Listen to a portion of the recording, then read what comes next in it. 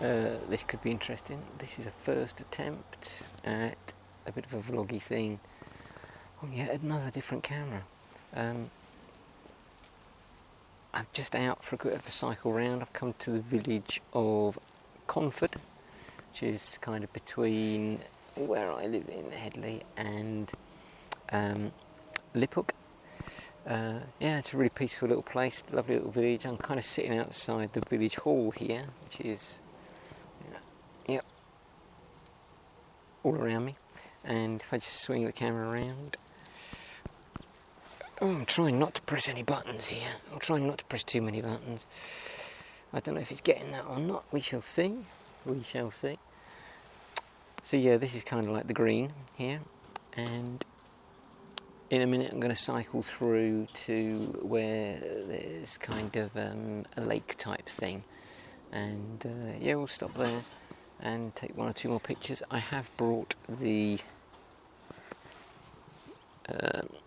Olympus E-PL2 infrared with me today, and as you can see I've got my travel lens on it, the 14-150, which I've been doing a little bit of testing with in the garden just to make sure it stands up okay, and it appears to be good. I was doing some comparisons, and for infrared I think I'm pretty much fully covered with the 9-18, which is what I'm recording on now, and that 14-150 I'm pretty covered in the infrared range. And I did a couple of tests using an ancient or fairly ancient Lumix 14-45, and also the Panasonic 15mm, and I tried them all out infrared in the garden, and to be honest, there was virtually no difference whatsoever between any of the lenses. They're all pretty okay. And I think infrared isn't quite, the results, you don't need it to be quite as definitively sharp as you do with some other forms of photography. Anyway, let's move on around to the other part of Conford, and yeah, pick up again there. So here we are now at what I consider to be probably the best part of Conford. If I swing this around, you should be able to see the lake, and I think that is the path into Conford Park House. Yeah, it's just a really pleasant little area to stop, take a few photos. Just very peaceful here. There's no real through road, just the roads coming into the rather large houses here, and of course the backdrop of the lake with the boating house, and there's a summer house thing up there. Lots of lovely foliage and the like here. So for infrared, I think it's a really good little setting. So taking a few pictures here. I'm now going to obviously I'm on the push bike. You can probably tell by the attire. I'm going to cycle off back to I can't remember the name of the place. Actually, I'm going to go round to the other side of the lake first here, or just around to the front part of the lake, just have a look across the lake. But that's into the sun then, so that won't be so good for infrared, because you get all sorts of strange flares when you're trying to film into the sun. The car come in now. I'm always a bit self-conscious when I'm doing this sort of thing. But yeah, after this, I'm going to go off to another kind of small villagey thing on the way home, and there might be a bridle way to explore as well. I'm actually vlogging this on an Olympus E-PL8, and I guess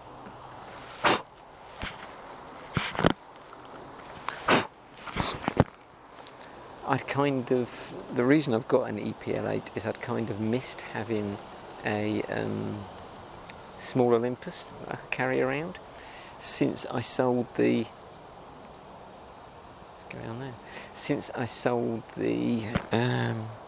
EP5, and This E-PL8, I think, is going to be pretty amazing. It's looks like it's going to be a really, really capable little camera. It's got, you know, all the features you expect from Olympus cameras. I have to say, you know, from a first look at it, it looks really good. It only arrived yesterday. I only paid a fraction over £100 for it, which I think is amazing. It's got a shutter count of 700. It's, you know, virtually, it looks brand new. Nothing, there's no, you know, no signs of it really having been used at all. So amazing that you can buy a camera with, you know, such good features. I think for so little money. And I'll come back to some of the features and things on another occasion, or at another time, or later, depending on how I feel. Let's move on. So, just stopped at the electrical substation. There may be a bit of buzzing in the background. However, I kind of like it as a backdrop, and I've taken a few pictures here. So now I'm looking at just heading off home, just to cover off the reasons for this E-PL8. Really, it's just so that I've got something that is small enough to take out cycling. EM1 is fantastic. It's really a bit on the big side.